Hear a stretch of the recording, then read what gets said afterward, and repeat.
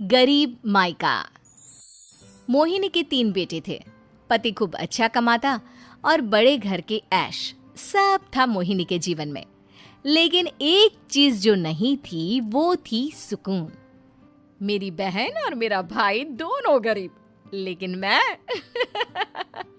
मेरे पास तो नोट की बरसात है। तभी मोहिनी की बहन वीना उसके दरवाजे आ जाती है। अरे मोहिनी, कैसी है? मेरे घर में ना सिलेंडर खत्म हो गया है। तेरे पास तो इतने पैसे हैं, भरवा देना मेरा सिलेंडर। पैसे जैसे ही आ जाएंगे मैं दे दूंगी। तभी मोहिनी का पति राकेश आ जाता है। क्या है विना, ये अपने घर की परेशानी हम लोगों के घर ना गाया करो। तुम्हारी बहन को तुम लोगों पर तरस आ जाता है और वो पैसे देने लग जाती है। मुझे ये बिल्कुल पसंद नहीं है। ओ जीजा जी, नहीं, मैं तो वो बस अच्छा, मैं चलती हूँ। वीना वहां से चली जाती है। उसके जाने के बाद अच्छा किया जो आपने सुना दिया। अरे न जाने क्या सोचकर मेरे घर आ जाती है कि जैसे यहाँ तो भंडारा भरा है। अरे कितना तो दे दिया। अच्छा जी, जरा 1000 तो देना। वो बिन्नी दीदी है ना, उनके घर जा रही हूँ। उनका पोता हुआ है तो मुंह दिखाई दे दूंगी। हाँ, उन लोगों के आगे तो शो ऑफ किया करो। वो खुद को बड़ा अमीर शो करते हैं ना, दिखा दे कि तू भी किसी से कम नहीं है। हाँ जी, इसी के लिए तो जा रही हूँ। मोहिनी तैयार होकर अपनी बुआ की बेटी के घर जाती है, जहाँ उसके पोते का कार्यक्रम चल रहा होता है। वहाँ वीना भी आई होती है।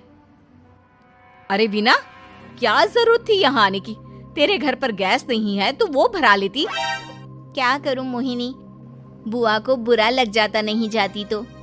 वैसे मेरे पास एक जोड़ा बच्चे का कपड़ा रखा था, वही अपनी चांदी के पायल के साथ देने जा रही हूँ। घर पर गैस थी नहीं, सोचा परिवार यहीं खाना खा लेगा, बाकी सुबह का सुबह देखा जाएगा। मोहिनी को बहन पर दया आ जाती है। वो पर्स से 1000 रुपए निकाल कर दे देती है। ले विना, लेकिन पैसे वापस कर देना, तेरे जीजाजी हिसाब लेते हैं। मोहिनी भी क्या करती, गरीबी में बहन का सहारा ही उसके जीवन जीने का आधार था। फिर एक रोज, सुनिए, भाई के घर बेटी हुई है, मुझे माँ के पास जाना होगा। अरे उस घर में ना कूलर है ना एसी, कैसे रहोगी तुम? हाँ, वही सोच रही हूँ कि अकेली जाऊं, बच्चों को साथ ना ले जाऊं। चली जाओ, लेकिन ये जो तुम अपने गरीब परिवार से मिलने चली जाती हो ना, मुझे बिल्कुल अच्छा नहीं लगता। पता नहीं मैं भी कैसे मैनेज करती हूँ, लेकिन क्या करूँ। मोहिनी भाई भाभी के घर आती है। मोहिनी, कैसे आना हुआ? तू यहाँ हम लोगों के घर रह लेगी या फिर किसी होटल में रहेगी? क्या हो गया है माँ? मोहिनी को क्यों ऐसे बोल रहे हैं आप? अरे तू नहीं जानती अपनी ननद को, पैसे वाली है ना, तो ऐड कुछ ज्यादा ही है। मोहिनी को माँ की बात का बुरा नहीं लगता है, क्योंकि उसे पता ही नहीं चलता कि माँ उसे जली कटी सुना रही है। वो भाभी की बच्ची के साथ लेन देन करती है और वहाँ से चली जाती है। उसके जाने के बाद, माँ, क्यों आप मोहिनी को इतनी सारी बातें सुनाती हो? भाई का बेटा बोल पड़ता है। माँ, क्योंकि दादी जानती है कि बुआ के अंदर घमंड है। सही बोल रहा है मोहन। बहू भले तुझे ना दिखता हो, लेकिन मुझे और मोहन को दिखता है कि वो कितनी घमंडी है। मोहिनी मायके आती है, जहाँ गरीबी के कारण चीजें कम होती हैं। इस मोहन के बच्चे को काम पर लगा दो ना, किसी दुकान या किसी होटल में। बर्तन धो लिया करेगा, कम से कम 4 पैसे और आएंगे घर में। देख मोहिनी, माना तेरे पास पैसा है, लेकिन तेरे भाई के दिन इतने भी बुरे नहीं चल रहे कि वो अपने बच्चे की पढ़ाई रुकवा कर उससे बर्तन धुलवाए। मोहन माँ की ओर देखता है, जैसे आंखों से बोल रहा हो, देख लिया बुआ का हाल। हाँ मोहिनी, बात तो सही है, लेकिन अभी मोहन को पढ़ना है। आखिर तुम भी तो अपने दोनों बेटों को पढ़ा रही हो ना। मेरे बेटों से कैसे कंपेयर कर सकती हैं आप? अरे वो तो कलेक्टर बनेंगे। हाँ, कल को वो मोहन को नौकरी में रख लेंगे, क्यों? मोहिनी कुछ दिन और रहकर चली जाती है। धीरे धीरे दिन बीतता है। मोहन बड़ा होता है और कड़ी मेहनत से सफल भी हो जाता है। मोहिनी, माँ के जाने के बाद तो तुमने भाई भाभी के घर जाना छोड़ ही दिया, क्यों? वो क्या है ना, उन लोगों का घर छोटा है, मेरे बच्चे जाना ही नहीं चाहते। पर तुझे क्यों अचानक मायके की बात याद आ गई? यार, मेरा तो मायका है, भाई भाभी है, मेरा तो आना जाना लगा ही रहता है। हाँ, क्योंकि तुझे आदत है ना ऐसे छोटे से घर में और कम पैसे में रहने की। वैसे क्या खबर है आजकल मायके की अपने? अब वो घर छोटा और कम पैसे का नहीं रहा, क्योंकि मोहन तो बहुत बड़ा आदमी बन गया है। फिर क्या? मोहिनी भाभी को फोन करती है। मोहन किसी बड़ी कंपनी का मैनेजर हो गया है क्या भाभी? क्या ये सच है?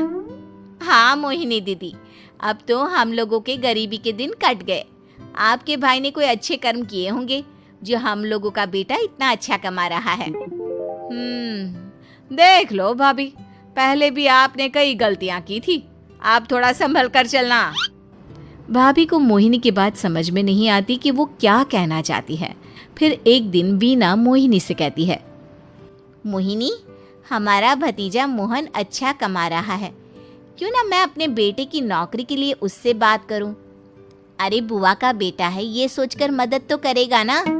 हाँ हाँ, क्यों नहीं करेगा, उसके बुरे दिन में तो हम भी खड़े थे। मोहन को वीना फोन करती है और अपने बेटे की मदद करने की बात करती है। हाँ हाँ बुआ, क्यों नहीं, आप सिद्धार्थ को भेज दें, मैं अपनी ही कंपनी में उसकी नौकरी करवा देता हूँ। दिन बीतते हैं, अब वीना के हालात भी अच्छे हो जाते हैं। क्या बात है वीना, तूने भी कार ले ली, वो भी इतनी अच्छी? हाँ मोहिनी, अपने भतीजे के कारण तो हम लोगों के दिन अच्छे हो गए। उसने सिद्धार्थ की नौकरी लगवा दी है, वो भी शानदार। ठीक है, लेकिन पैसे ख्याल से खर्च करना। वो क्या है ना, पैसे आने आसान है लेकिन संभालने मुश्किल। मोहिनी घर पर अपने पति से बात करती है। देखो ना, सबके पास पैसे हैं, एक वक्त था जब मैं ही अमीर हुआ करती थी। लगता है कि ज्यादा दिन नहीं रह पाओगी, मेरी नौकरी को कुछ साल ही बचे हैं और तुम्हारे दोनों लड़के निकम्मे हैं। उन लोगों को बोलो ना कि नौकरी करे। तभी वहाँ मोहिनी के बेटे भी आ जाते हैं। अरे हमें क्या मोहन समझा है जो दिन रात गधे की तरह काम करते रहे? खैर, दिन फिरते हैं और मोहिनी के पति की नौकरी भी खत्म हो जाती है। मोहिनी क्या करे, थोड़े से पैसे में गुजारा नहीं हो रहा है। तो क्या करे, मेरी समझ में कुछ नहीं आ रहा। मोहन को बोलो ना कि वो इन दोनों के लिए नौकरी देखे, जैसे सिद्धार्थ के लिए नौकरी देखी है। मोहिनी क्या कहती, उसे अपने वो दिन याद आ जाते हैं जब उसने भाभी से मोहन को नौकर बनने की सलाह दी थी। क्या हो गया, क्या सोच रही हो मोहिनी? यही कि वक्त कभी भी किसी का भी पलट सकता है, ऊपर वाले से डर कर रहना चाहिए।